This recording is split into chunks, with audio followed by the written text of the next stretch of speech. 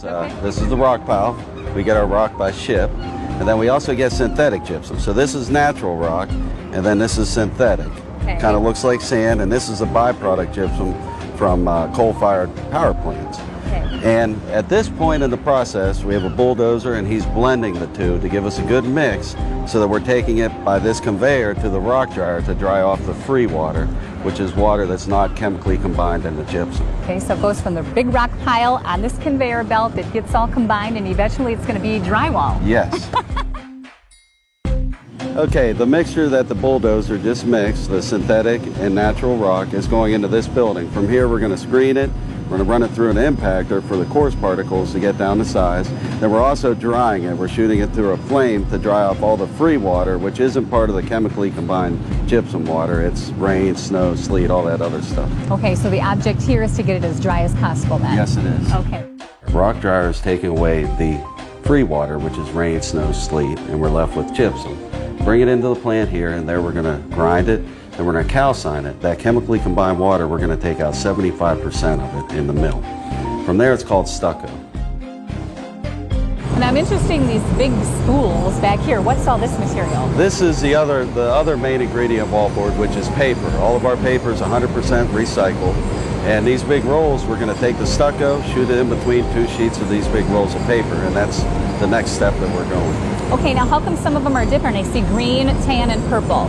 That's all the different products. In this plant here, we make every product in the company, which is XP product, which is mold resistant, your regular wallboard for residential, your 5/8, which is for commercial construction, and that's just a different type of products. This is why the paper is different colors.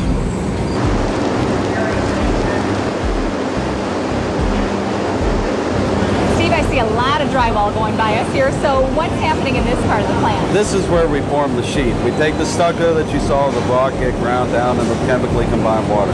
From here, we're adding water to it, shooting it in between two sheets of paper, and then we're rehydrating the gypsum back in this sheet long enough to go to the knife where it's hard enough to cut.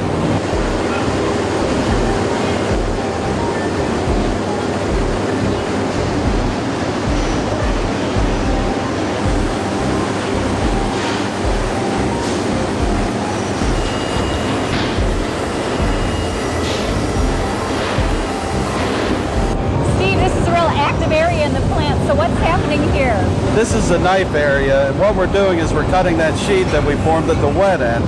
It's 800 feet long. We're cutting it to length. We're flipping it so we don't damage the face in the kiln. We're grouping it side by side and loading the kiln so that we can dry the board in the kiln. Okay, about how many degrees is that kiln? It's pretty warm in here. It's 3 zones, and it's about 550, 550, and then 350. Okay. How long does that process take for it to get through the kiln?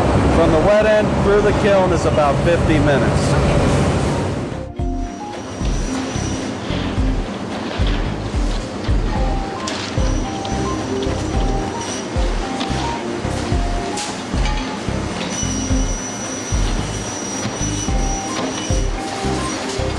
And then about this location of the plant, we finish cut it, we bundle it, we put tape on it for our customer, and then we stack it in the warehouse.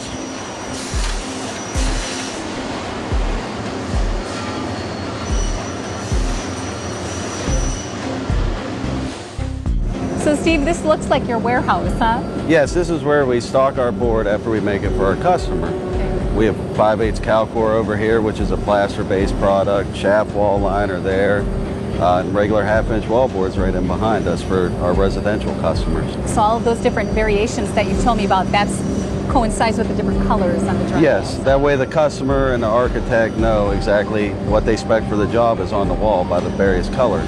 I'm glad that you talked about that, because it seems with all of these different varieties that you have of drywall, you can cover pretty much any need for residential and commercial use, huh? Yes, we ship our 1/2-inch and our 5/8 locally, and then some of the products, we're only one of a handful of plants in the country that run it, so we ship those nationally. Okay, and so from here it gets loaded onto a truck and gets, you know, sent out to wherever it needs to go then, huh? Yes, that's correct. Okay, great. Well, thank you so much for the tour today, Steve. It was really interesting. You're welcome.